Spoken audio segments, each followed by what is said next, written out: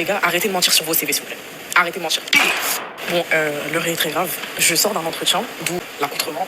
Mon entretien, il était à 14h. Il est actuellement 14h10. Voilà, je ne mens pas. Il y a l'heure juste ici. En fait, on a commencé avec un bonjour, comment allez-vous, tout mignon et tout. Très bien, et vous, vous parlez anglais? Moi, j'ai trouvé ça bizarre. Je me suis dit, bizarre. Mais comme j'ai dit que je parlais anglais couramment sur mon fucking CV, eh bien voilà, je lui ai dit oui. Elle a dit bon, bah on fera l'entretien en anglais. Wow. J'ai tellement bégayé. Wow. Je vais rentrer chez moi finalement. Elle a dit oui, bah ça va pas être possible. J'ai dit je comprends, je sais.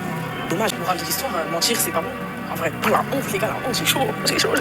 Bref, arrêtez de mentir sur vos CV. Mentir sur son CV, c'est risqué, mais il y a une nuance. Tu peux valoriser ton parcours de manière stratégique. Par exemple, si tu veux valoriser ton anglais, fais-le de manière honnête. Au lieu de mettre anglais courant, alors que ce n'est pas vrai, précise ton réel niveau, par exemple, à l'aise à l'écrit, capable de comprendre une conversation, notion suffisante pour lire des documents techniques. En gros, montre ce que tu sais faire concrètement. Mentir sur son CV, c'est vraiment jouer avec le feu, surtout sur des compétences clés. Si tu mens, mieux vaut être recalé dès l'entretien, parce que si l'entreprise découvre que tu as menti après coup, même si tu es le poste, tu brises la confiance avec ton employeur et tu peux même perdre ton job. Donc, vraiment, ma règle, c'est embellir ton CV, valorise-le, mais mentir sur des compétences que tu n'as pas, vraiment, évite ça.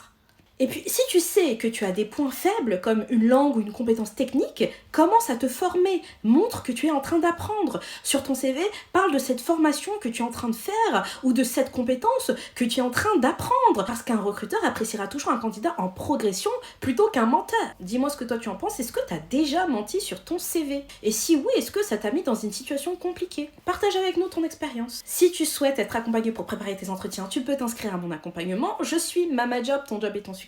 C'est ma priorité, abonne-toi.